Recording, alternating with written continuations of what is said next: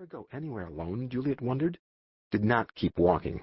Instead, they stopped to examine the poster for the weekend's big event, the 3rd annual Venus Harbor Valentine's Day Poetry Jam. Go away, thought Juliet desperately. Go away! The mental command didn't work. Bambi and Samantha stayed right where they were. My pathetic mother is totally jazzed because Scott Willis is coming to this, said Bambi. Who cares about a fat weatherman? Scoffed Samantha. Corey Falcon is the one I'm excited about. Just because you've got 15 pictures of him on your wall? You think he's hot too. Besides, did you ever read any of his poems? He's not just a great actor. He's got a beautiful soul. Juliet tried not to betray her hiding spot by making puking noises. The whole poetry jam was her father's idea, and he had been grumbling for months about having to bring in fake poets like Scott Willis and Corey Falcon. She felt the twitch of irritation at Bambi and Samantha for even looking at the poster. So, are you going to go? Asked Samantha after a few minutes. Are you kidding? And miss a chance to see Corey Falcon in person? Besides, it's going to be fun. People are coming from all over. They even did a thing about it on Fox News last night. Suddenly she laughed. What's so funny?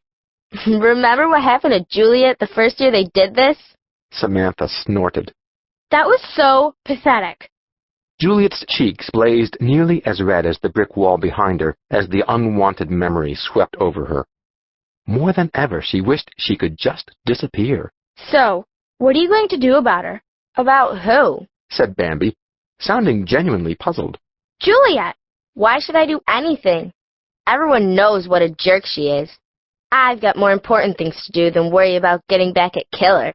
I can't believe you're going to let her get away with saying those things. In fact, when I see her, I'm going to slap her face for you. A horrible panic, too powerful to resist, seized Juliet, and she turned to flee. She did not run because she was afraid of being slapped by Samantha. She ran simply because she was afraid of being seen by either of them. The back end of the alley opened into the parking lot behind Cosgrove's grocery. Juliet raced across the lot, ignoring the hello call to her by Susie Cosgrove. She shot behind the teddy bear store, turned up Dell Street, then turned right, toward the beach. But somehow she must have gotten turned around, because the beach was only 2 blocks away, and she kept running and running. To her surprise, she found herself on a street she did not recognize, which seemed impossible, since she had lived in Venus Harbor all her life, and it wasn't that big a town. Juliet slowed to a walk, pressing her hand against her side where a sharp pain had blossomed. She noticed that a mist had started to rise. Early fogs were not unknown in Venus Harbor, but this was thicker than usual, and the tendrils of it seemed to cling to her feet. She pulled her drab sweater more tightly around her shoulders and looked from side to side. The street was lined with old-fashioned-looking shops. Like the fog, this was not unusual for Venus Harbor, where quaint was the official town style, and 9/10 of the stores, half of them selling either fudge or seashells, were designed to catch the eye of tourists.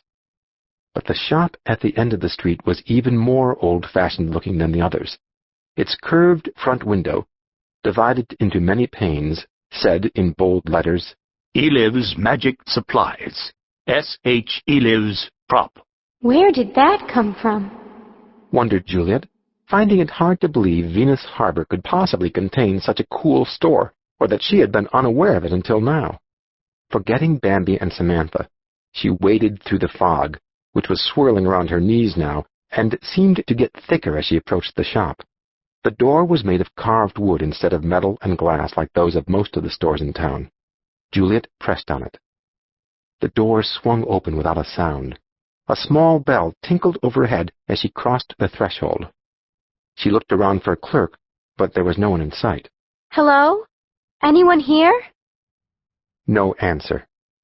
Juliet thought about leaving, but figured if the door was unlocked, it must mean the store was open for business. Maybe whoever ran the place was in the bathroom. Juliet actually preferred it like this, since she wouldn't have to talk to anyone. She hated the way people who worked in stores were always asking if you wanted something. Most of the time what she wanted was to be left alone. She gazed around the shop. It was filled with all sorts of things that magicians, professional magicians, might use in their acts. To the right was a wall filled with cages. She saw rabbits, which she figured were for pulling out of hats, but there were also toads, lizards, bats, and a spider the size of a dinner plate. She shuddered and turned her attention elsewhere. In the center of the room stood a tall, glossy black cabinet with brilliantly colored Asian dragons painted on its sides. Swords had been thrust through the cabinet from all directions. Beside the cabinet was a bin filled with a rainbow's worth of silk scarves. A glass-topped counter ran against the wall to the left, its shelves filled with Chinese rings, big decks of cards, and other magician's paraphernalia. On top of the counter was a rack of magic wands. At the back of the shop was another counter. This one, made of wood, had a dragon carved on its front. On top of the counter sat an old-fashioned brass cash register. Juliet thought it was quite beautiful, but she was even more impressed by the stuffed owl perched on top of it. At least, she assumed that the owl was stuffed, until it turned its head, looked right at her, blinked twice, then uttered a low hoot. "Peace, Uela!" cried a sharp voice from the back of the shop. "I know she's there." The owl looked startled.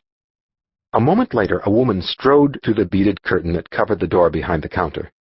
She was attractive, or would have been if not for a leanness in her features that made what beauty she had seem harsh and forbidding. She wore black pants, a high-necked white blouse, and a long overshirt made of red fabric and covered in designs so sharp and pointed they seemed to jab your eyes. Juliet wondered if she was the owner of the shop. If so, was she Mrs. Elives, Miss Elives, or Ms. Elives? She hated trying to figure out what to call an adult woman. Why couldn't it be as simple as it was for men, where there was just one choice? The owl swiveled its head toward the woman, then ruffled its feathers and hooted questioningly. "Peace, Uela," said the woman again. The owl returned to its motionless state. Juliet could not help but notice that its eyes seemed to be filled with terror. She felt a surge of anger. Did this woman mistreat the poor thing?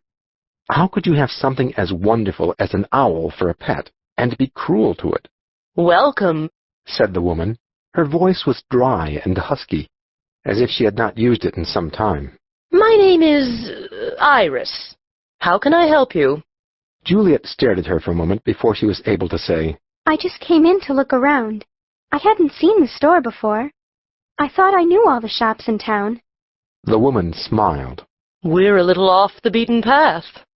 She paused, stared at Juliet for a moment, then nodded in satisfaction. "Let me show you something." Reaching into the pocket of her overshirt, she extracted a gold chain from which hung a small, delicately carved pendant, ivory by the look of it. "Cupid's choice," murmured the woman, her voice suddenly softer and more enticing than Juliet would have thought possible. "Here, take a closer look. Hold it for a moment."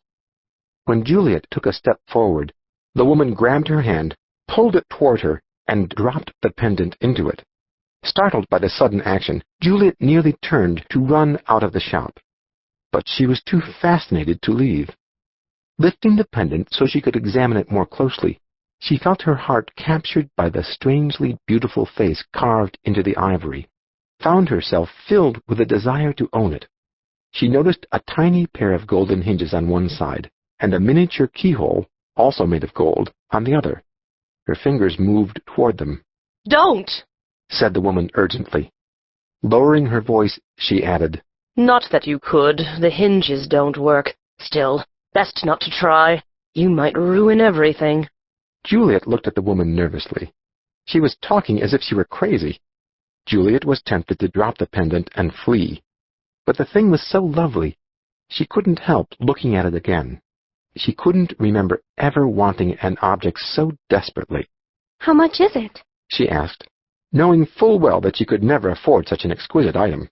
"How badly do you want it?" Not much. This was not true. However, Juliet didn't consider it a lie. Her father had taught her about bargaining, and this was just part of the process. You never let someone know how much you wanted something. The woman laughed. "Fine. Just put it down and leave." Juliet did place the pendant on the counter.